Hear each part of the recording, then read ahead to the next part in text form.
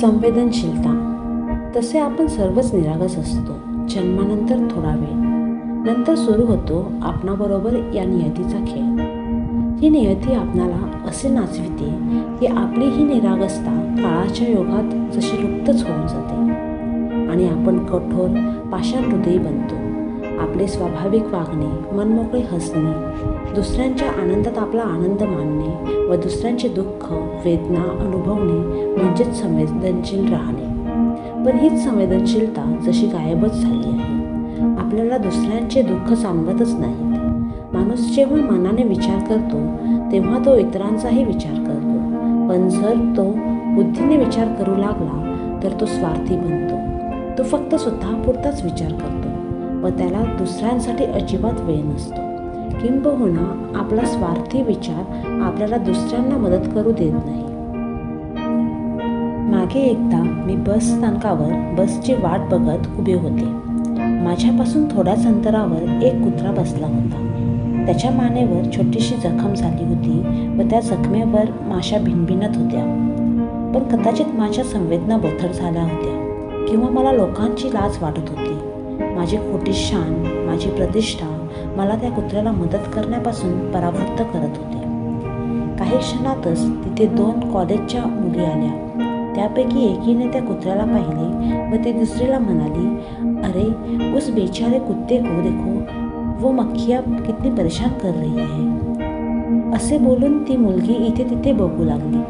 जवळच पडलेली एक चिंधी तिने उचलली व ती त्या कुत्र्याजवळ गेली. त्याच्या जखमेवरील सर्व माशा पळवून तिने त्या चिंधीने त्याची जखम झाकली. मग मी विचार करू लागली, किती संवेदनशील आहे ही मुलगी. विचार करता करता मला इयत्ता 4च्या EVS 1च्या पुस्तकातील ती ओळ आठवली. माणूस जितका संवेदनशील असतो तितकी त्याची मदत करण्याची प्रवृत्ती जास्त असते. पण आपल्या सर्व संवेदनाच मेल्या आहेत. आपल्याला कोणाचा कळवळाच येत नाही. मग आपण कसे कोणाला मदत करणार? आजच्या जगाला संवेदनशीलतेची खूप गरज आहे.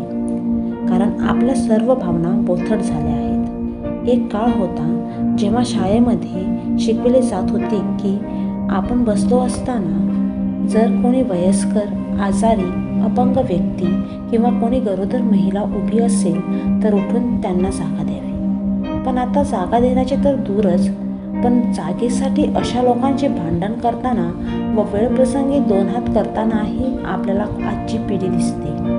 मग असा प्रश्न पडतो की आजचे जग नक्की प्रगतीपथावर आहे की अधोगतीच्या मार्गावर? आज विज्ञानाने खूप प्रगती केली आहे.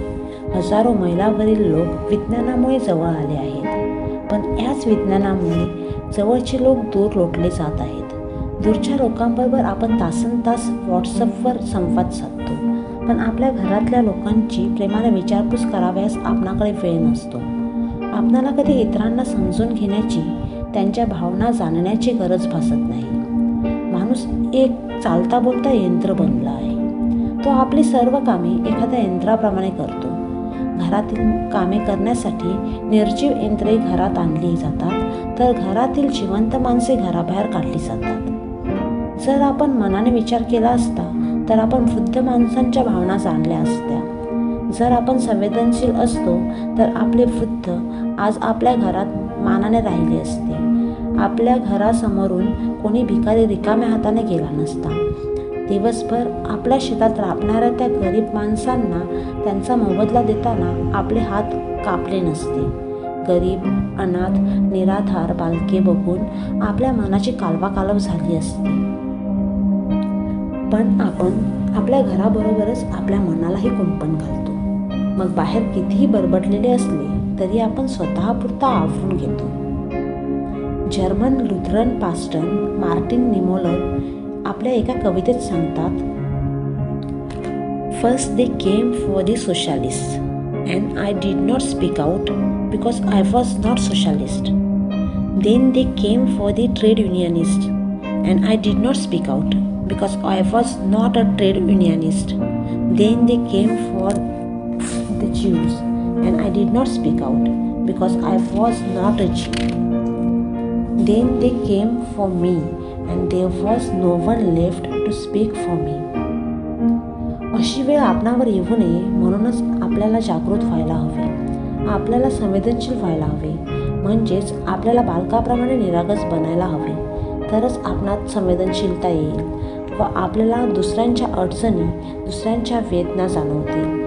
ही संवेदनशीलता आपणात रुजावी म्हणून हे प्रार्थनागीत सतुदित आपल्या ओठावर असावे. हीच अमुची प्रार्थना, हीच अमुची मागणी, मानसाने मानसाशी मानसा सम वागणे.